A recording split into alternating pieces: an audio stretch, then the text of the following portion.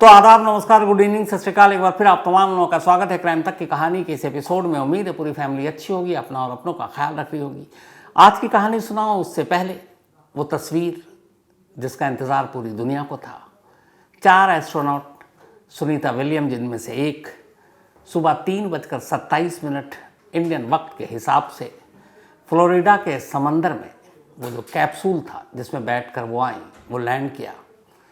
आसपास में तमाम नासा के लोग थे और उसके बाद उस कैप्सूल से एक एक कर चारों एस्ट्रोनॉट यानी अंतरिक्ष यात्री बाहर आते हैं।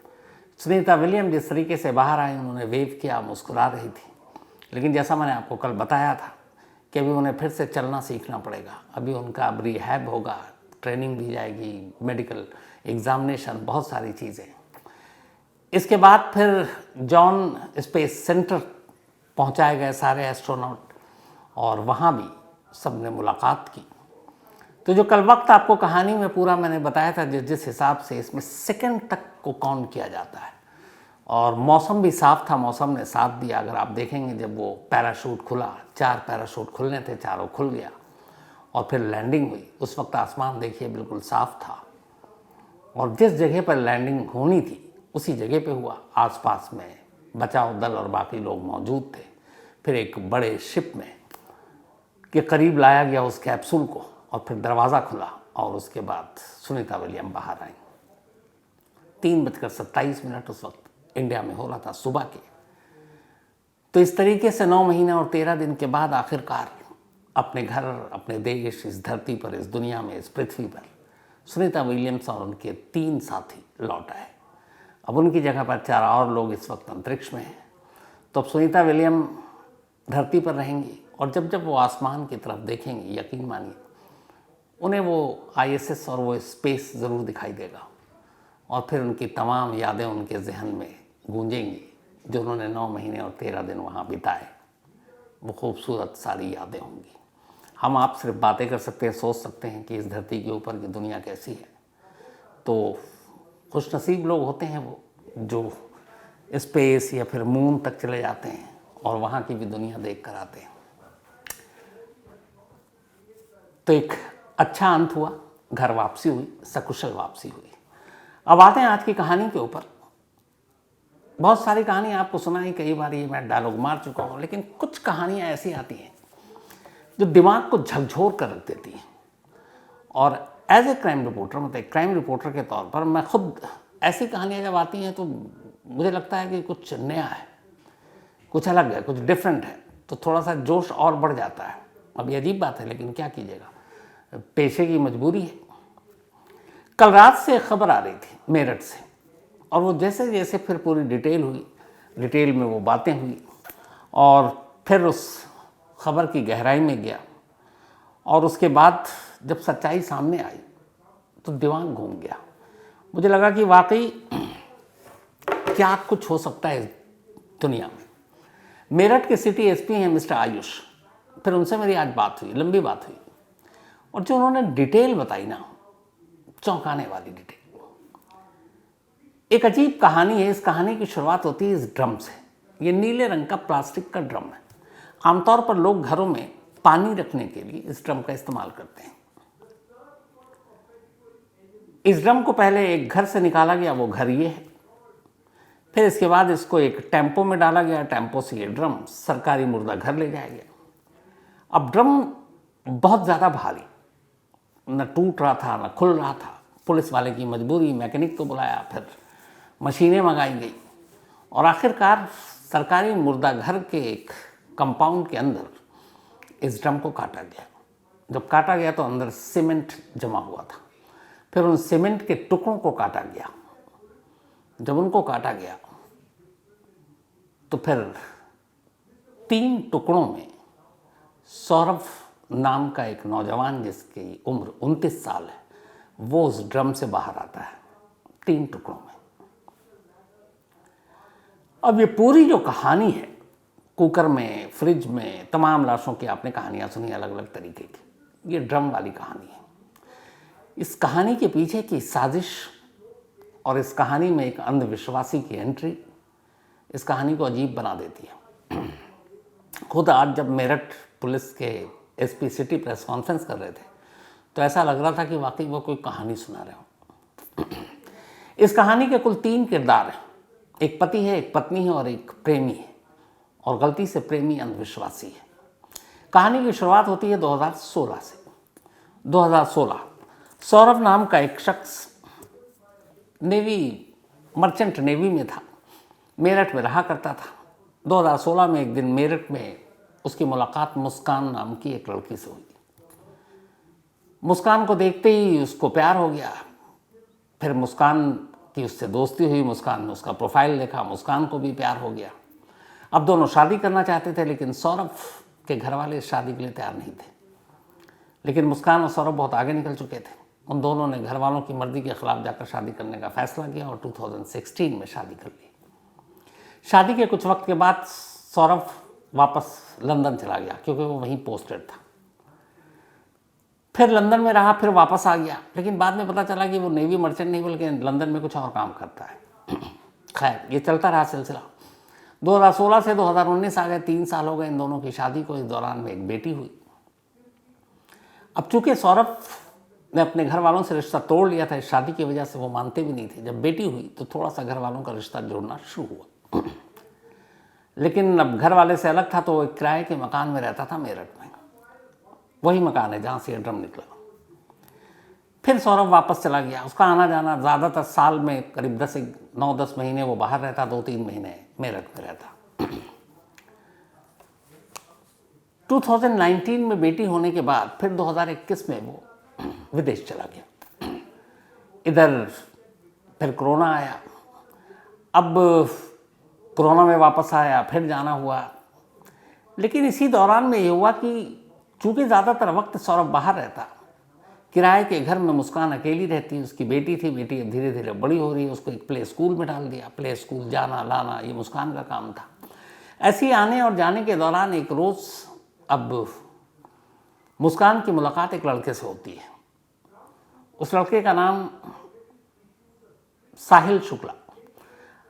दोनों में बातचीत होती है। साहिल भी उसी के घर के आसपास रहता था। धीरे धीरे दोस्ती होती है, दोस्ती प्यार में बदलता है। चूँकि मुस्कान का पति ज़्यादातर बाहर रहता, तो घर में कोई था नहीं, वो किराए के घर में अकेली रहती। तो अब दोनों खुलकर घर में मिलने लगे।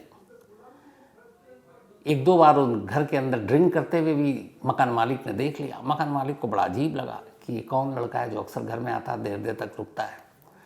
इसी दौरान में 2021 में सौरभ लौट आता है लंदन से। मकान मालिक उसे बता देता है कि तुम्हारी गैर हाजिरी में एक लड़का आता है और मैंने देखा तुम्हारी बीवी उसके साथ शराब भी पी रही थी।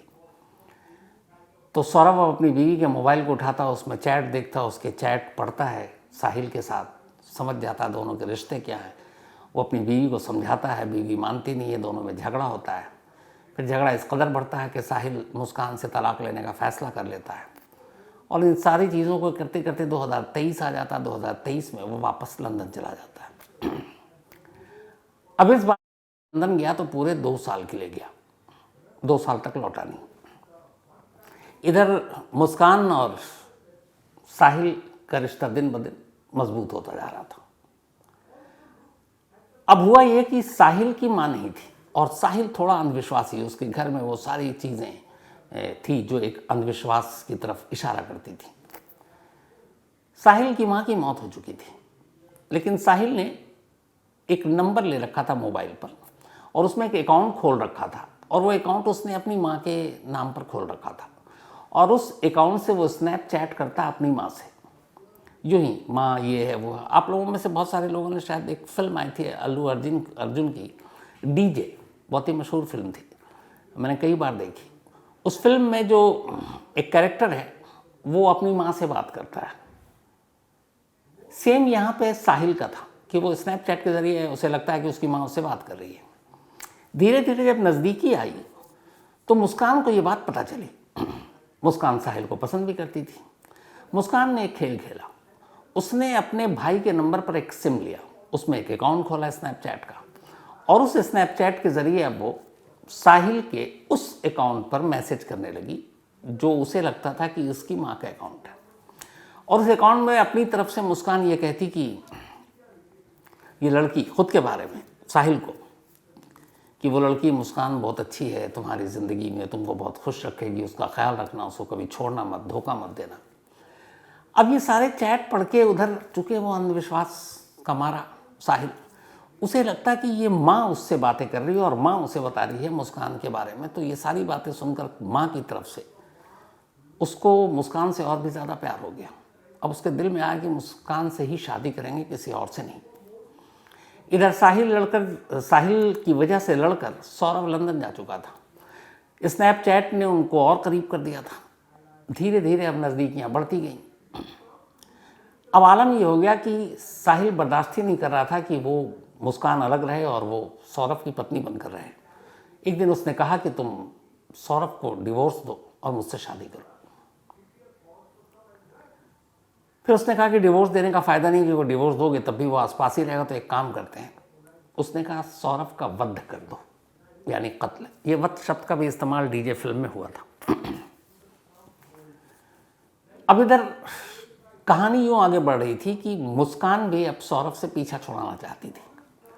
साहिल के पास और करीब आकर अब उसने साहिल की बातों में आकर तय कर लिया कि सौरभ को रास्ते से हटा देते हैं और उसका कत्ल करेंगे।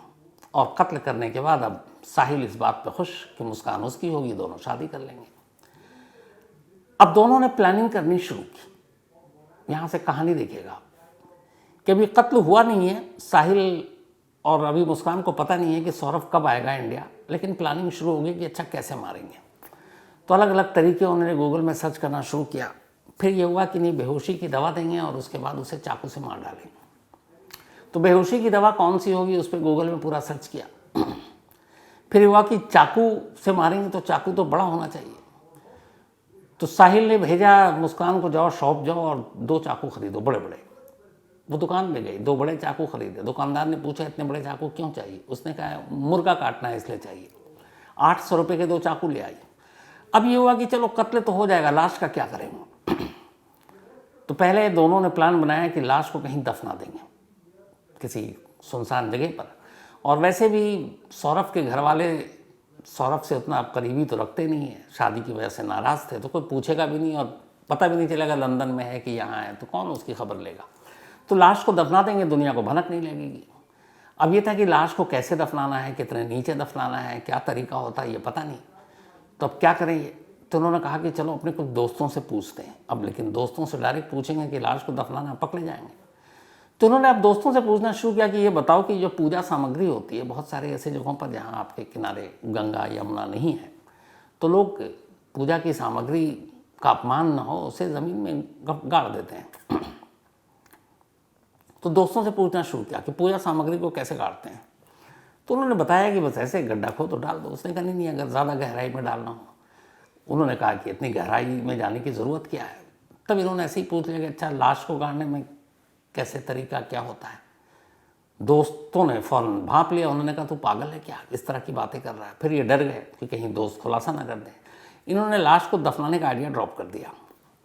और इसी के बाद एक नया आइडिया आया कि क्यों ना एक ड्रम खरीदते हैं, ड्रम में लाश के टुकड़े डालते हैं और उसके बाद सीमेंट का घोल डाल देंगे, ड्रम पैक, कभी पता ही नहीं चलेगा। तय हो गया। अब सब कुछ तय हो गया, चाकू खरीद कर ले आए। अब सौरभ का इंतज़ार। 25 फरवरी को मुस्कान का जन्मदिन होता है। तमाम लड़ाइयों के बावजूद सौरभ मुस्कान से प्यार करता था। तो अपनी बीवी के जन्मदिन पर ख़ास लंदन से वो मेरठ आया और उसने मुस्कान को बताया कि मैं 24 फरवरी को पहुंच रहा हूँ। 25 को जन्मदिन था, साथ मनाएंगे पति पत्नी और बेटी। तो ये बात मुस्कान ने साहिल को बताई कि 24 फरवरी को वो आ रहा है। दोनों ने तय कर लिया कि ऐन मुस्कान के बर्थडे के दिन यानी 25 फेब 25 फरवरी को ही सौरभ को मार डालेंगे। प्लान ये हुआ कि बेहोशी की दवा सौरभ की शराब में मिलाएंगे, उसे पिलाएंगे और जब वो बेहोश हो जाएगा तो उसे चाकू से मारेंगे। दोनों तैयार। अब 25 फरवरी को मुस्कान का जन्मदिन मनाया जाता है। रात हुई। अब शराब में उसकी बेहोशी की दवा मिला दी गई है, लेकिन सौरभ शराब पीने से इनकार कर देता है, कहता आज मैं नहीं पीऊँगा। अब मुस्कान की सारी साजिश नाकाम हो जाती है, क्योंकि बेहोशी की दवा उसी शराब में थी जिस शराब को उसने पीने से मना कर दिया। अब ज़बरदस्ती पिला नहीं सकती थी, इसलिए ये पहली कोशिश नाकाम रही और सौरभ बच गया। अब जब बच गया तो अगले दिन फिर साहिल और मुस्कान मिलते हैं कि अब क्या करें, तो उन्होंने मौत की अगली तारीख चुनी 3 मार्च। 3 मार्च इसलिए चुनी क्योंकि सौरभ और मुस्कान की बेटी का एग्ज़ाम था 2nd क्लास का और 3 मार्च को लास्ट पेपर था जहाँ वो थी स्कूल में। और पेपर के बाद मुस्कान अपनी बेटी को अपनी माँ के पास भेजना चाहती थी ताकि घर में सिर्फ पति पत्नी रहे और कोई हो ना। 3 मार्च की तारीख चुनी गई। 3 मार्च को एग्ज़ाम ख़त्म हुआ। अपनी बेटी को मुस्कान ने अपनी माँ के घर छोड़ दिया जो उसके घर से कुछ दूरी पर रहा करती थी। अब घर में सिर्फ सौरभ और मुस्कान। साहिल ने आइडिया दिया, मुस्कान ने उस पर काम करना शुरू किया। रात आया। अब ये हुआ कि रात आने के बाद जब रात आई कि कहीं इस बार भी शराब पीने से मना न कर दे, तो मुस्कान ने एक खेल खेला। उसने सौरभ का सबसे पसंदीदा खाना बनाया और सौरभ को कोफ्ता बहुत पसंद था। उसने उस कोफ्ते में बेहोशी की दवा मिला दी। रात करीब 9:30 बजे सौरभ ने खाना खाया। धीरे धीरे वो नींद की आगोश में चला गया, बेहोश हो गया। 12 बजे के आसपास अब मुस्कान ने साहिल को फ़ोन किया और कहा कि वो बेहोश हो गया, घर आओ। साहिल घर पहुंचता है। दोनों चाकू निकाले जाते हैं।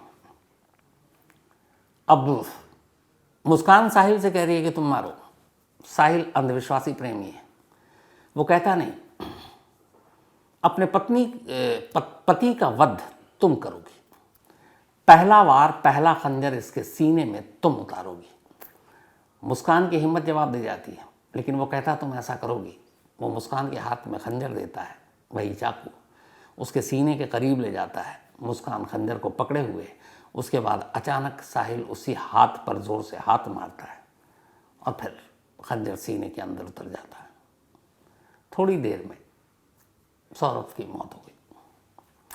मौत के बाद अब अंधविश्वासी प्रेमी साहिल उसकी दोनों हथेलियों को काट देता है। काटने के बाद अब वो सर को धड़ से अलग करता है। 2 बैग पहले से खरीद कर लाए थे। एक बैग में सर और दोनों हथेलियां रखता है, एक बैग में धड़ रखता है। धड़ वाला हिस्सा बैग में डालकर मुस्कान के ही बेड के नीचे रख देता है और जो जिसमें सर और हथेलियां थी उसे बैग में बंद कर साहिल रात के 3 बजे उस बैग के साथ अपने घर चला जाता है जो कि पड़ोस में था। अब इधर घर में अकेली है मुस्कान, उसी कमरे में जिस बेड के नीचे उसके पति का धड़ है। लेटने की सोने की कोशिश कर रही है, नींद नहीं आ रही है, डर लग रहा है।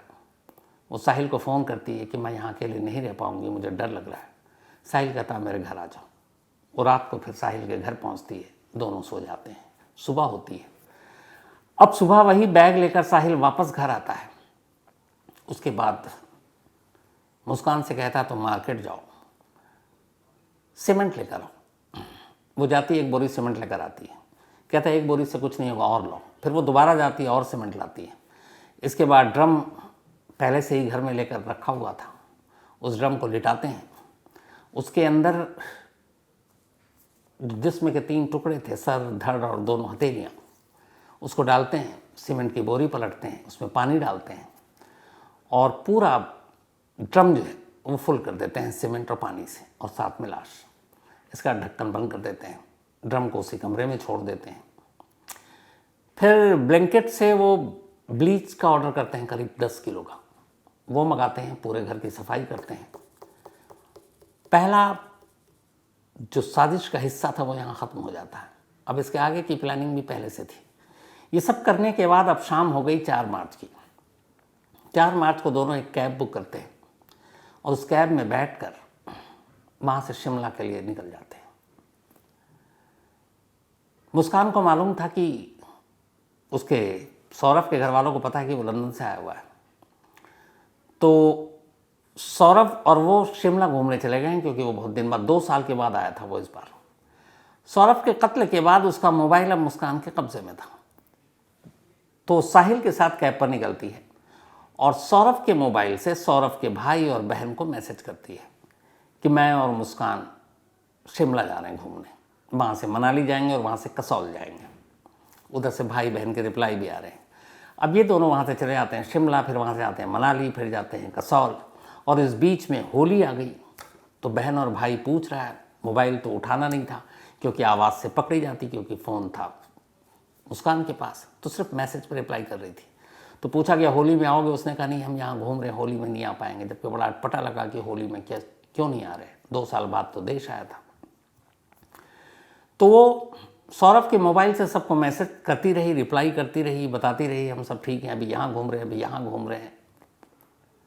14 दिन बीत गए, 18 मार्च की तारीख आ गई।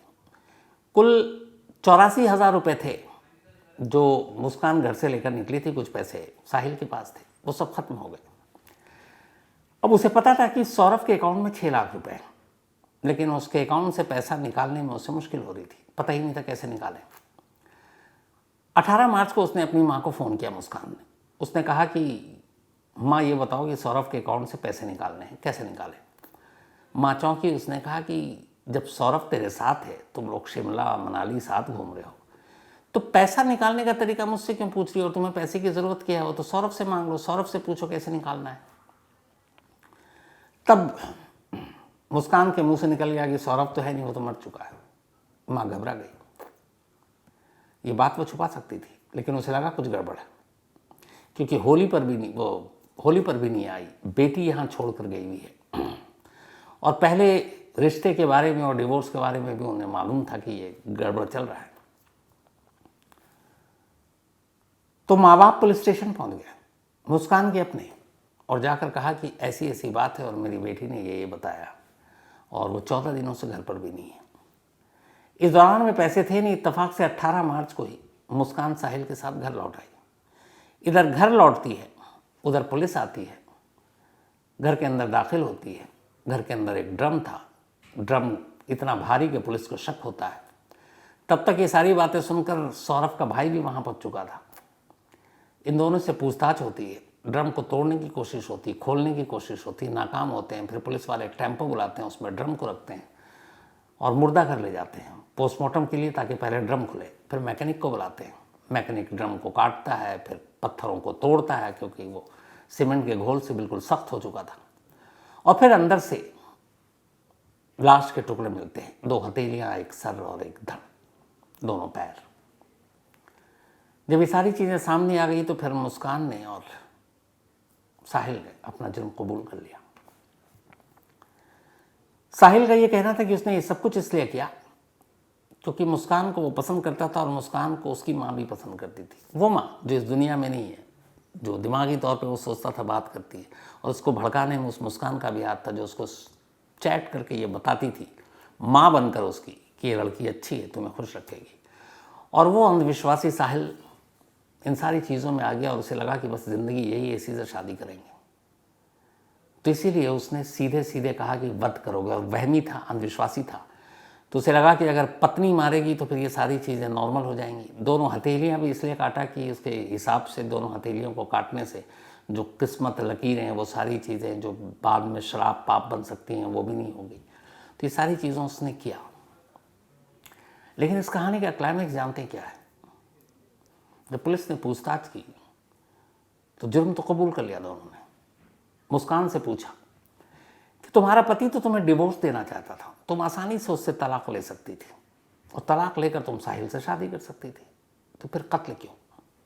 मुस्कान ने कहा, मैं साहिल से कभी शादी नहीं करना चाहती थी और न कभी करती। बस एक साथी के तौर पर मुझसे पसंद था और मैं उसके साथ अच्छा वक्त गुजार रही थी।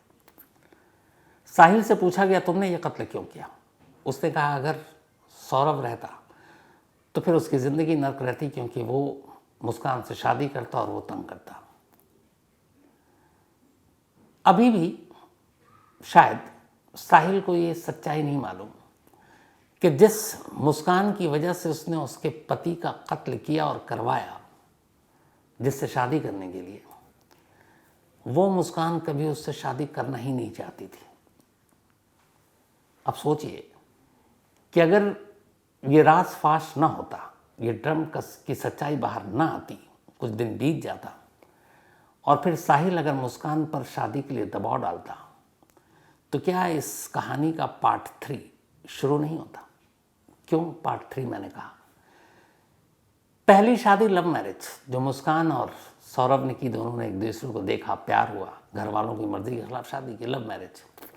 लव मैरिज के बाद मुस्कान को फिर लव हुआ साहिल से, लेकिन साहिल से वो शादी नहीं करती। तो जब ये सच्चाई साहिल को पता चलती है इस कत्ल के बाद कि वो उससे शादी नहीं करना चाहती है, फिर एक क्राइम होना तय था। इसीलिए मैंने कहा कि शायद मुस्कान पार्ट 3 भी हो सकता था, लेकिन उससे पहले ही इस कत्ल का राज फाश हो गया।